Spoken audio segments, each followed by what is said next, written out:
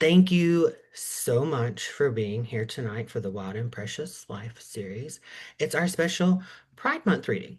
So before we get started, I'm going to do something that I normally don't do, and I am going to promo something because I want everyone to get a copy of When I Was Straight, a tribute to Maureen Seaton, not because I edited it, but because Maureen is a fabulous poet who is no longer with us. In this book, everyone writes a poem that's titled When I Was Straight.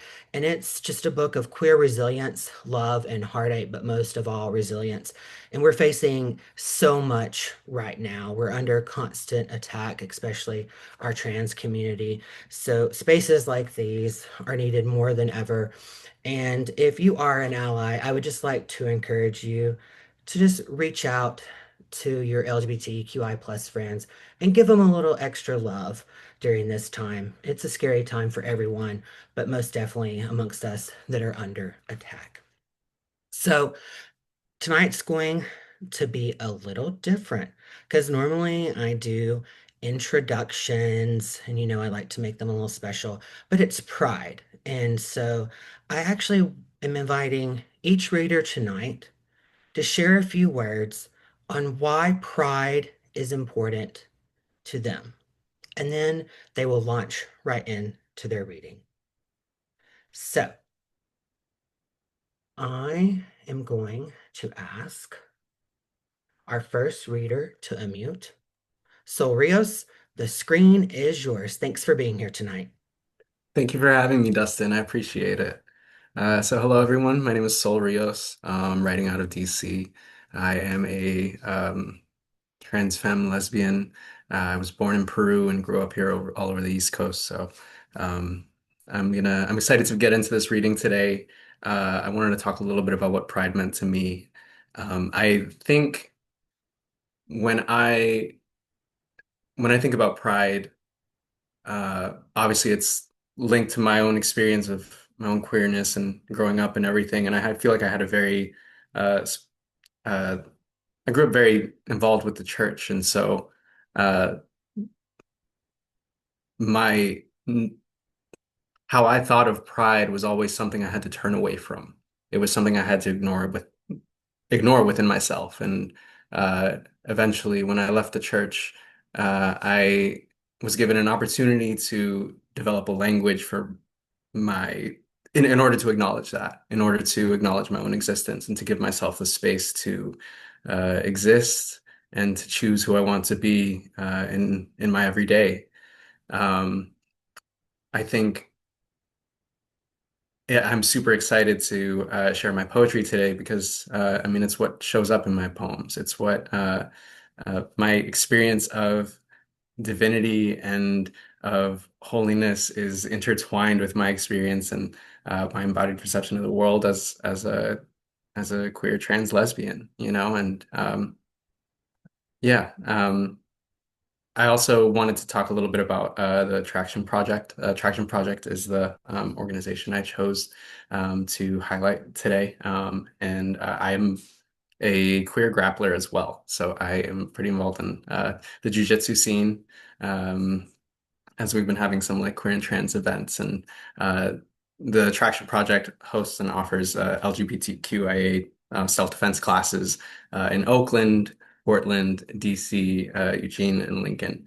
And it's taught by the people in those communities. And so I was very excited to highlight them because, again, that's um, all of it is just intertwined with my own experience with my queerness. And growing up as a grappler was I needed to embrace all of myself. And I think that brings me back to what pride meant to me, right? Pride for me was presence and being able to acknowledge myself as whole, as opposed to in broken parts. And so to get into the readings today, um, I'm going to be reading first. This is a poem that was published in Bleeding Things third issue. This is Gaudy Infinitesimal.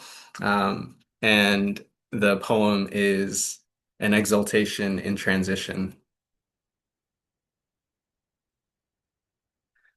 Glory then to the swarm of chin hairs lining the sink, the unruly tide circling the drain, glory the fabric, its clinging. to what's known and unknown, the curve of breast, sweat beads disappearing, the glory, the desire to be rid of anything I deem unloved, everything falling beyond the scope of my noticing, my attention, a spotlight through which I lose myself, through which I fall into everything I deem imperfect. My voice, a prayer, glory then the baritone, glory the blunt edge of blade slipped into the leather purse, glory the sounds of the night, an endless flashing, a pulse kept always in memory, kept in my peripheral, how anything can coil at the foot of my own unraveling, and how I'd let myself, my not body, God-given, glittering rot, glory the blood, glory the needle, the serum, glory the blood, the black trace of wet line stubborn in its hold, my eyes wrapped in my sleep. My mother says she wants to see me after I've already decided myself beautiful for today. No time to dull my clumsy shining. I leap still into the sterile cold of her stare, marking me a stranger. Glory then the breaking, glory the fall, the echo, the singe of curling glow, glory what burns and burns and burns, glory the stubble, glory the residue of last night's glory, the absence of familiar touch and unrecognizing. I notice first, then unfold the God in me. And there's a cute little picture of a lamb afterwards. So I love that too. Um, the next poem I'm going to be reading is a poem I wrote alongside one of my favorite writers. Shout out Silas. Uh, Me and Silas call each other up every week and we write all these poems together. And it's actually changed my entire approach to how I practice poems. And this is a poem about a computer room in the home I grew up in. So I hope you enjoy. This is "The computer room is completely off limits," and the first line is the title. The computer room is completely off limits. I have stumbled into the slumber of dust from which a call comes, from which I throw myself away from, my knowing an empty room, curiosity, a bookcase, with words that contort themselves to take proper shape, with the legs of a newborn deer, a sound born of my unknowing, a word for the dust to flurry at. I sit at my desk too big and wonder why I'm told and told again not to touch, to lower my voice and sit still and pay attention and don't forget. And I don't want to have to remind you. And here there is nothing, and a desk, and a window, and two bookcases. And I only see what is in front of me. I know only of schedule and thumbtack, push pin address book, calculator, receipt tape, coffee mug. I know only of letters and paper and rulers and paperweights. And I found a sword fit for a little mouse. And I declare myself the littlest mouse. And I have too many letters to send out.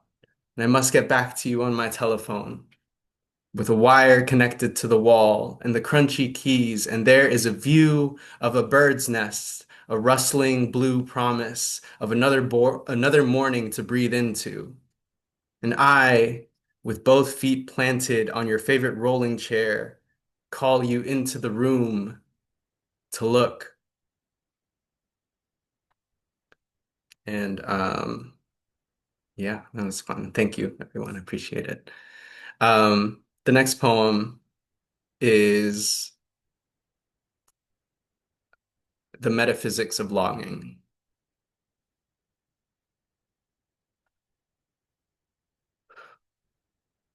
Upon gathering at some electrical gate, I lose in turn any oyster of a feeling. My atoms shake at any break of sunlight. Oh, unending reverence at the shore's peak. I believe still in grasping at your hands like they have poured a hollow life into my bones. Oh, prayer, what then could you make of me as I live dying faster than my yesterdays, thrusting myself into the endless, into everything I'll never know how to articulate. But I will say this. Maybe my orchids are mostly water. Maybe the lights coming off the mirror will set fire to my forests. If you summon it, if you make it a prayer, my longing could be something, some breaking noise, the jackhammer pounding into the earth, a woodpecker, atrium blood red and burning, a chamber through which I wake, longing, awakened, alive. Thank you. Um, okay, still got some time. I had set up a whole bunch of poems just in case I was like reading too fast, and I also planned ahead just in case like I had to um, kind of dial it back a little bit. So um, I'm excited to get into this one. This is a poem about bird watching. And when I try to practice poems, a lot of it is uh, learning how to maneuver the space of the page. And it's really, I really link it to what I mentioned earlier is I trained jujitsu and I spent the past 11 years training jujitsu. And so movement is um, centered in my practice. And it's what I think about a lot. And so here, this is a poem about bird watching and it's meant to play and it's meant to be fun. And I'm very excited to read it for you today. So how did you get into bird watching? I wake up covered in moss. I found three envelopes next to my morning cup of coffee. Instant. I don't need it to be very strong. I struggle writing things with clarity. Sometimes, even if I can understand them, I do not know what they say. I sit in front of a trapdoor opening, a whistling fall where everything disappears into nothingness, and I keep the void of the poem in my pocket, and I water it every morning. We listen to the neighborhood birds, and I pick up a book that names them. My cat chatters and clicks and lets me try to decipher it. My errands are covered in feathers, and I become an owl before I can finish the poem. Before I can finish my coffee, still half asleep and trying to make sense of things. I owe too much money to stop working, and in the same breath, nothing will ever be enough. And I wake up covered in the morning. I open three envelopes and find a to-do list in the first, a reminder to write the poem on the second, and a blank page to send out on the third. And I am close to time here, so I want to make sure I add in this poem. Um, I might have time for one more, but this is poem for the orchard. I forfeit the orchard in my chest. There is a series of burning. I chrysalis. When the crows gather on the roof, I watch at the window. I would like for my body to be on the same page as the rest of me. And I think of the roots of trees and wonder where they disagree with their leaves. If a problem is too big, I ignore it. and sometimes I don't know what my attention can fix. I jump back and forth from everything to everything. I pull myself out of a spiral just to spiral, and I hold myself there, waiting. I leave a little walkway out of the chaos I settle into. Thank you, but I don't want to be strong for anybody anymore. A sharpening of teeth against bone. I think about want and what it does to me. An arm extends into my mouth, an orchard for the taking, a whisper for the trees. I bear no fruit, only in memory, only in myriad, so long as I remember, so long as I am here to try, I think about want and I let myself. Thank you. Um, awesome. I think I timed this almost perfectly. Um, I'm gonna end with this poem here that's gotten a lot of a good response, I think, when I did post it. Um, and I'm moved that people resonated with it, and it also breaks my heart that people resonate with it because we are really all out here taking care of each other. Um, and this is the trans agenda is to keep my fucking friends alive.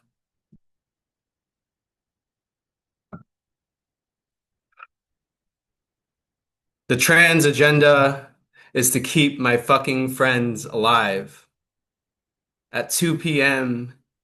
and 2 a.m. Sleep, I remember you. Please wait for me.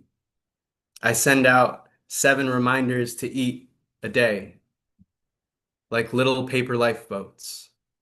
It's nothing, and it keeps me afloat. I forget to eat too. I need company for my shot. zero point 0.3 ml of estradiol over FaceTime. I tell my friend I'm being a baby about it. She says, woman up. Daylight savings swallows up the hour in question. I was going to sit in the bathtub until you responded. And I need you to keep you alive for me. Just until Thursday. Just through to 6 a.m. And I can send you $14 for soup. I can lend you my ears. You'll need both hands to hold a heart. Your razor clinking against the counter. In a dream I almost slip into, I reach through the phone and hide the blade in my open palm before you notice. Text me, I say, in the morning. I love you. I need you alive. We can figure out the rest tomorrow, with or without sleep, with or without the light of the morning. Thank you. Thank you, everyone. Ugh, that poem, goddamn. That's how I discovered Soul's work, and I knew I had to have you at the Wild and Precious Life. So thank you so much for saying yes to that invitation, Thank you so much for having me. that reading. Honored to be here. Thank you again for the space. Appreciate it. Put some links in there, so check out Soul Online.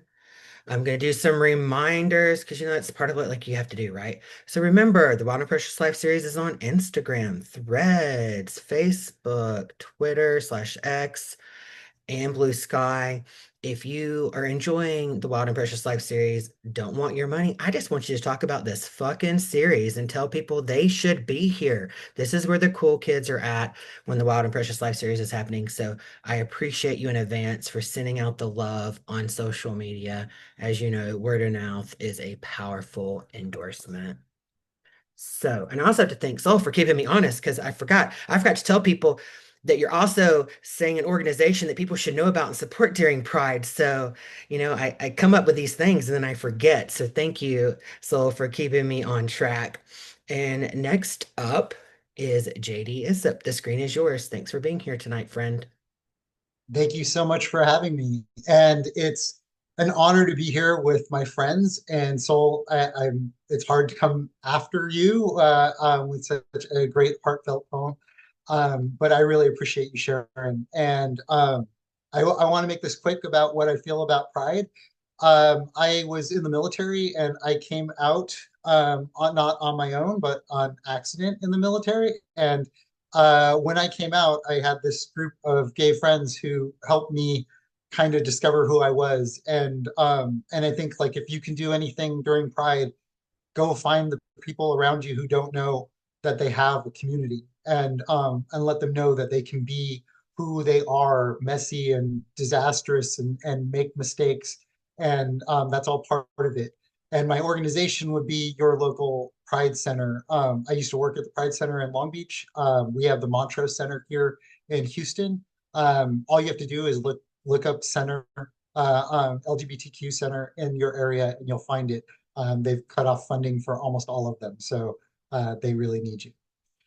Tonight, I am going to read a couple of short poems, then I'm going to read a really long poem. But I have a call and response thing to hopefully keep you all awake, and there's sex in it too. So let's go ahead and start with my Instagram poem. This is AIDS Memorial Insta. Scott Nicholson is handsome as all the dead are here, both boyish and square-jawed, the patina of a photo taken in the late 80s or early 90s, soft orange of a sundown or a soap opera lens. Just a few scrolls from his story is Ryan Felipe, who played gay on One Life to Live. It was groundbreaking, the voiceover says. The whisper beneath the picture of Scott Nicholson comes in like a chorus. Quote, to be completely understood is a rare thing, unquote. Felipe is still beautiful, aging into a daddy who never made it to big time, never in the Oscar conversation, but there's still time. Who knows what other lives one has left to live on screen so someone watching, someone wanting can feel, at least feel, completely understood.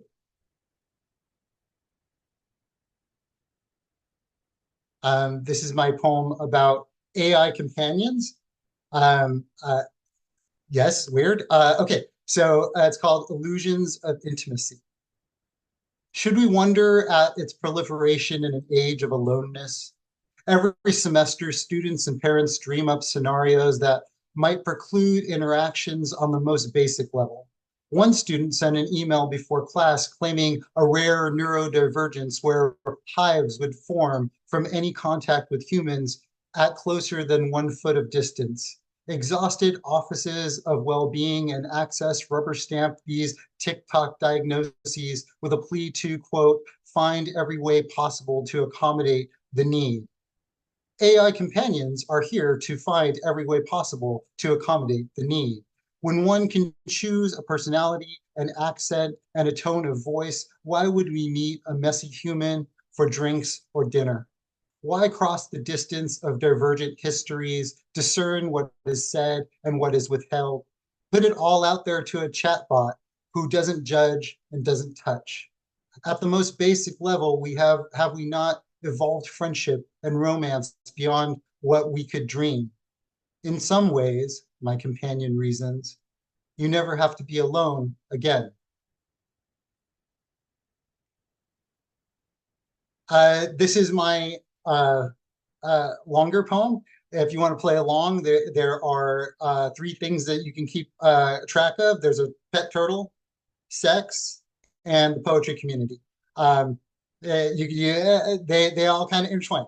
So it starts out with a quote from Joshua Michael Stewart's Multitudes. Each day he walks a little deeper into the canopy's shade. When he calls home, he says he's never felt more alone. Lucille and poetry. One.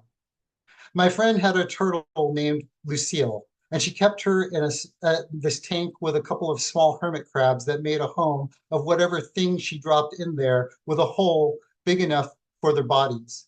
When the crabs died, she'd fish them out and give Lucille a treat for the days or maybe weeks she had to swim around dead bodies of old roommates. Turtles are cursed with slowness, but also longevity. Thick skin is not enough in any art. You have to have a shell for the arrows and the bullets and the rocks they lob at you, hoping for a headshot. You will hear poet after poet talk about wanting to heal the world like they're trying out for Miss America.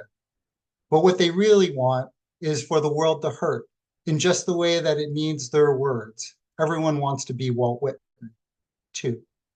Everyone wants a war for their art.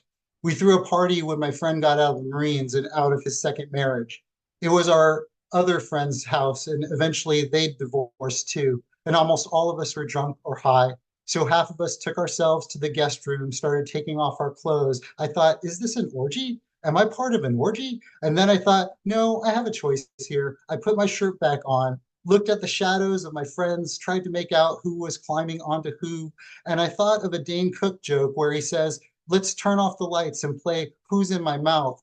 And I wanted to laugh, and I lurched, I lurched instead and tried to find some shoulder or head in the dark to steady myself toward the light showing through the door frame. My friend, the Marine, said, pussy, pushed me out. 3. Have you been to AWP? It's the Association of Writers and Writing Programs. Lots of frenetic, awkward energy. Mostly it's the hungriest among us reaching out for a little acknowledgement, for communion with others who might know what it's like to be forever in the company of your past and your future and your imagination and still feel so, how did it go, so impossibly, imperially alone. Kay Ryan went once. Don't ask me why I didn't stay. There were at least 3 other Marines, friends who asked about how gay I was because I didn't really seem that gay. But I think they meant how down I was, how slutty I was, how I'd feel about taking multiples of Marines. But I'd done that, and it's not nearly as sexy as you think. One of you is eventually the middle bun in a Big Mac. One of you is an extension, a pretense. 4. Kay Ryan probably got so much shit for the essay she wrote about AWP. It's all good now, of course. Now it's up at the Poetry Foundation website. Everyone has a laugh at her acerbic observations. She described sitting in on one reading and realizing it wasn't for her, but she couldn't just walk out. It would be rude, especially since, as she tells it, there were not enough bodies there to hide in. I'd say, hey, Kay, pussy. I knew these guys in a throuple. It's always the most boring lot, the incessant chatter about real estate or their last trip to PV, which translates to Puerto Vallarta when you pull your head out of your ass. They introduced him at brunch as if they didn't know he was all anyone was talking about over mimosas. He could have been their son. He was so beautiful. When he was gone, it was like they lost a pet they'd forget about. 5. My friend decided one day to let Lucille go right into a lake. A turtle who had never been in more than a gallon of water, who had lived maybe longer than the thruple's third, didn't look back like a dog at the vet. She just pushed herself into the darkness of the murky waters, into all that bacteria, the foreign bodies, into the slime of it, the mess of it, as if she couldn't wait to get as filthy as possible, to let herself go.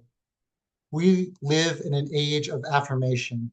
Almost anyone will say yes to a blurb, but maybe they can find a way to bow out. Eventually, a sudden illness, a daughter they think is losing herself. Writers can be dramatic. It's what we do. It's kind of our thing. Who could argue? Who could protest the writer you really liked who cataloged his mental state every day? Rough shot of him in Austria, in New York, so rough. 6. It wasn't always like this, won't be like this always. Alexander Pope enjoyed the cut he could make with a verse. They crucified Jory Graham, said she showed bias, favor in contests she judged. Quel horror, as if we all aren't continually doing the same, all of us running around asking, who's in my mouth? Tony Hoagland's The Change was problematic, a poetic sin that isn't forgiven until you're dead, at least dead. Today, we try to be nicer. You can throw bread on the water. They tell you not to, that the geese and the ducks will get fat or sick, but nobody listens. They just want to feel like they are contributing to the ecosystem. They want to see the lips of the landlocked fish or the turtle come up blur, blur, blur. The older poets will tell you almost immediately how much they hate being asked to blur. Get that out of the way. 7. And I have a friend who asked 2 dozen people to blurb his book, and everyone but one said yes. And man, he was pissed at that one guy who, like I was pissed at the one guy who had just posted about how every motherfucker with a car could go to hell because his heavenly ass only rode a bike, and said he thought I was mean for no reason. I tried not to let it bother me. I don't want to be problematic. I'd rather die. A long time before Lucille found her freedom, we all went to New Orleans and I ordered turtle soup for the table. My friend Lucille's owner said, "How could you serve me turtle soup? I have a turtle." I said, "You don't even like that turtle. Half the time you forget she's there." And she looked at me like she finally saw me for what I was, some motherfucker swerving his big ass truck into the bike lane. What do you mean? I love Lucille.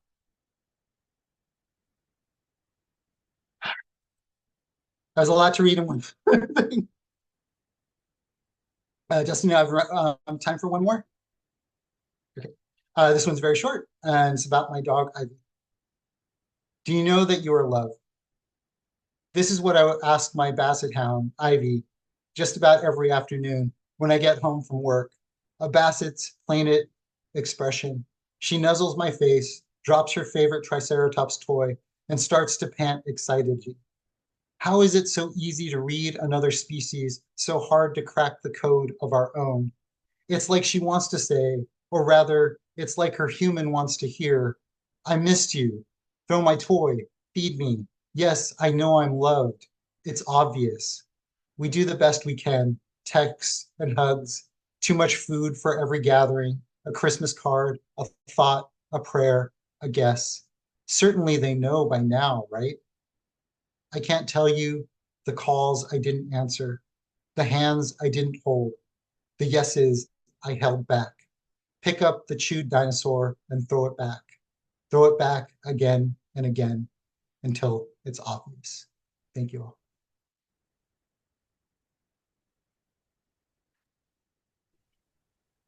Thank you so much.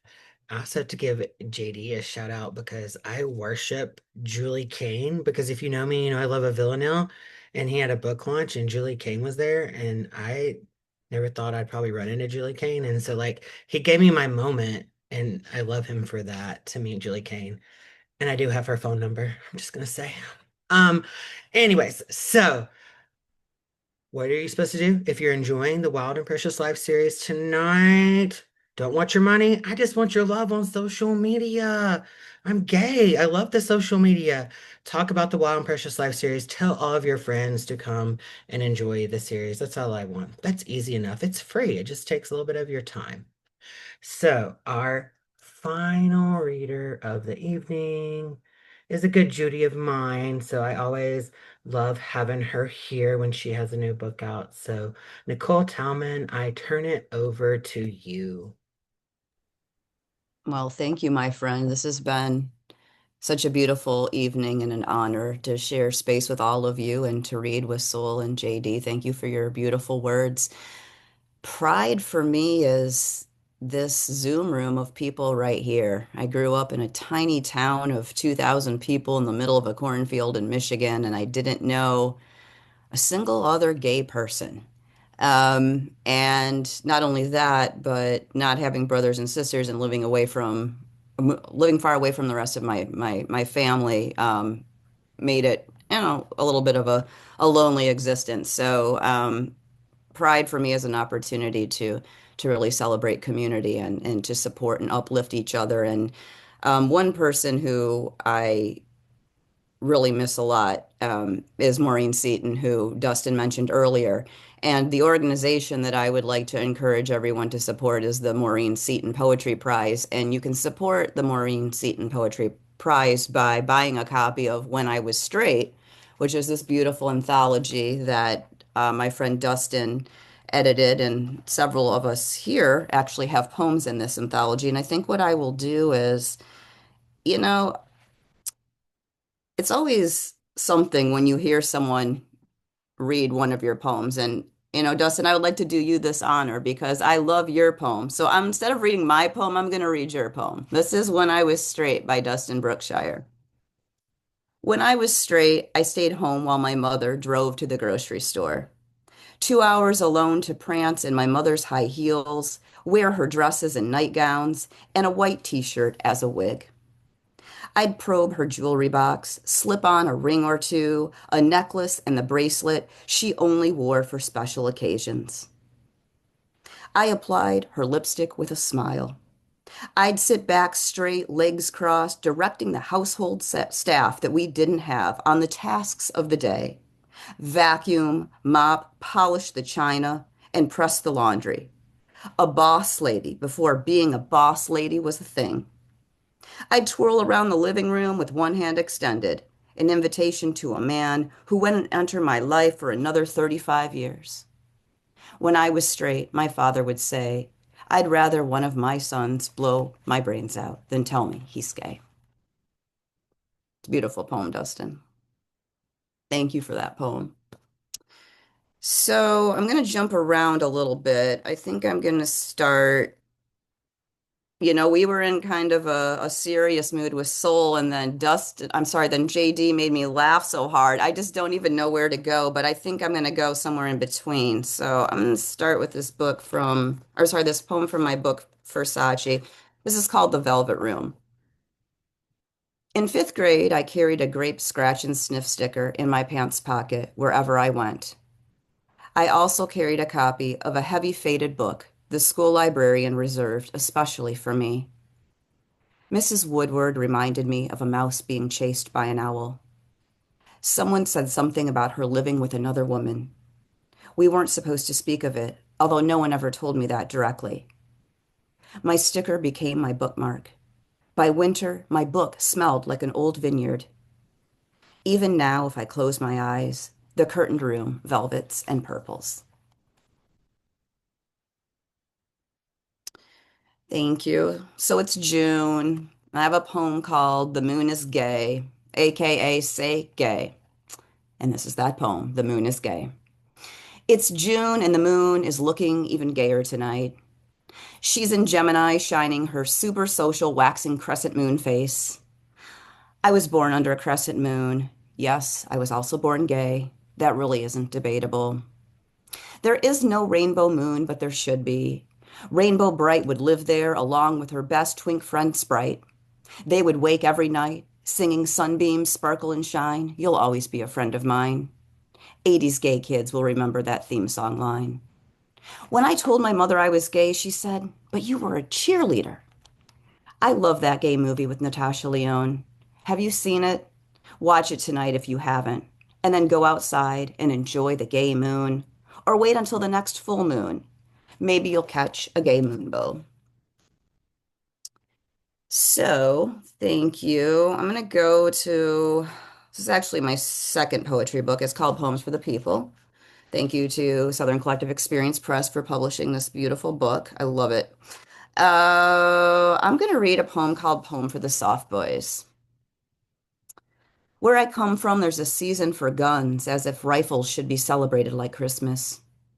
There's a smell, I'd like to call it November, but it's a special blend of blood, rust, estrus, and a winter so cold it freezes the hair inside my nose. There's a ritual. It's men dressed in camouflage and hunter orange. It's the law, and they stay out late on the 40 and chug 40s, perch up in trees or shelter in blinds, chew tobacco, and build big fires. Where I come from, it's also about the merchandise. The nice rack shirts and mounted deer heads on the wall. Not surprisingly, racks are one reason men prize the buck more than the dough. There's a sound out my window where I come from. It's ear-splitting gunfire and the fight between my uncle and cousin, who never speak again. There's a name for the soft boys where I come from. The ones who don't drive big trucks and don't refer to women as broads you just load up and throw in the back. Where I come from, hunting is a blood sport, and it breeds bloodthirsty boys who think it's okay to say, "Do what I say, or I'll shoot you." There's also a mascot, a dead deer, purple gray tongue out, gutted and hanging from the rafters of the garage. The same purple gray of the deer liver my dad left on the counter for my mom to cook. She said it reminded her of afterbirth and made her gag. Thank you. So I was thinking about religion when Sol was talking. I have a poem called Poem for the Heathen, so I think I'll read this one. I grew up without a church, borrowed a pew at a friend's in the summer, drank the cloying fruit punch they served out of two small paper cups, ate their off-brand cookies. It was often dark and cool, the only light coming through the stained glass windows, light fractured like a prism. I stood at the feet of the crucified Jesus, felt the puncture of nails and thorns, put the dollar my mother gave me in the gold offering bowl. Everyone seemed sad and solemn. I don't remember joy, but restraint, the smell of wax and bleach, the organ droning on, the few people who weren't tone deaf leading the chorus. My mind always went wandering somewhere, anywhere but there, to running outside in the grass, to playing monkey in the middle, to coloring, to Lazarus, to Gabriel, to Mary, to sin and suffering, to blood, to the priest in his simple robes, to the little green Bible he gave me, to his unwavering belief that he could actually save me, to the girls I wanted to hug a little too long. So, thank you. Dustin kindly mentioned that I have a new chat book out, and I do. It's actually a flip chat book. One side is called Dolce Vita, and the other side is called Let There Be a Little Light. So I'm going to read, yes, I am fancy. Thank you, friend. So I'm going to read just a couple of poems from here. I'm very cognizant of time because I want to keep it to our hour so that Dustin can post this lovely reading on Instagram. So I'm going to start with Dolce Vita. This is a poem called I Book Us a Room in a Hotel Named After a Famous Poet. I book us a room in a hotel named after a famous poet.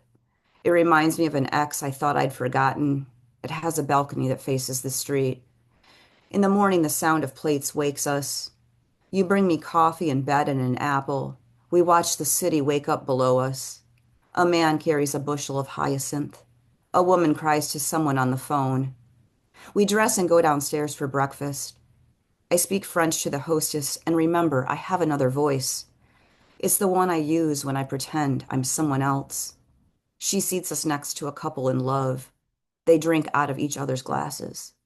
We move to a table closer to the window to forget ourselves. I wake again, feeling like I haven't slept in years. I know I've slept at least 8 hours. I check my phone and feel like I'm already behind. The day moves without me getting started. Friends in other time zones are having dinner. Others still haven't woken up. I know I should get up, but can't summon the energy. I start typing a poem on my iPhone. There's something I should say, but can't remember what it is. I put my phone down and decide to go to yoga. I put on pants that feel like butter. When I enter the studio, I smell the stale sleep of others. Is anyone fully awake anymore? It's summer and everything is slower. It's too hot to leave the apartment. We watch a movie and don't leave the bed. When we're hungry, we order delivery. There's nothing we can't order by phone. I bring the food to the bed and we pretend we are somewhere else. There's a hotel in our minds that we never left. I bring out napkins and coasters with the hotel name on them. I chill a bottle of our favorite champagne. We drink it quickly and forget who we are when we finish. You ask if I still love you, and I say yes. I mean it. Isn't love waking up in the same bed? Thank you. I'm going to flip to Let There Be a Little Light now. So each of these poems is inspired by a different color. And this first one was inspired by the color yellow. Before you die, you first see a taxi. I know this because a car almost took my life. It was icy and I was driving. It doesn't take much to careen off a knife. I thought I saw a lily, but it was linen, a light yellow that matched her short dress. I remember when she said she couldn't love me The lemon matches flamed out in duress. The sewers in Paris are old. You smell them all summer. When you're in love, you block so much shit out. I'll read one more from Let There Be a Little Light. This one's inspired by the color indigo. Oh, and I should have mentioned too that some of these they were written kind of with the intention of employing a little bit more rhyme, injecting a little bit more rhyme back into poetry. Look at the rain through the castle. Nothing is stranger than air. Here we go again drinking rose water. I shut the door, but the light filters there. The light on the wheel is a centipede. The spokes are the strands of its hair. The lake holds the secrets of summer. Two girls named Indigo once drowned on a dare. Their dull skulls scrape my tongue like rock candy. I taste their names like blue violets on air. I'm going to end with this poem that I wrote. There was a call in Poetry Magazine. Elizabeth Acevedo is the guest editor for young people's poetry. And I challenged myself to write a poem for young LGBTQ plus people. And this is called Middle School Dance. And this is for all the LGBTQ plus youth out there. Middle School Dance. To all the boys who asked me to dance, and to all the boys to whom I said yes, and to all the steps we took right and left, and to the one who bought me a corsage of roses to match my dress, and to the one who asked me if I wanted a kiss, and to the one I kissed even though I didn't want to kiss, and to the one who kissed the girl I really wanted to kiss. I wish my wishes were kisses. Thank you all so much for listening.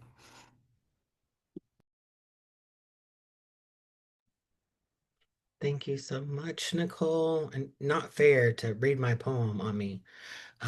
Made me tear up. Thank you so much. If you'll bear with me just one second, I want to say the Wild and Precious Life series is only possible when I invite writers and they say yes. So thank you to our writers tonight for saying yes. So show them some gratitude in the chat, give that reaction, give them some claps. And also, if people show up, I mean, we could record it without you, but it's so much more fun to have you commenting in the chat and to be here. So I know you know what your homework is. I hope you're going to give some love to the Wild and Precious Life series on social media. That's all I want. And then I want you to come back on July 9th. We have some readers. Am I going to tell you who? No, because you know why? I want you to find out on social media. That's like the teacher in me. You got to lead to the homework. So, but you should go ahead and put it on your calendar, though. Go ahead and pull up the calendar, July 9th, 7:30 Eastern Time. I hope to see you back. And again, just remember, not just us queers, but everyone right now that's struggling in the dumpster fire that is the world because of the hate and the chaos that's being cascaded down.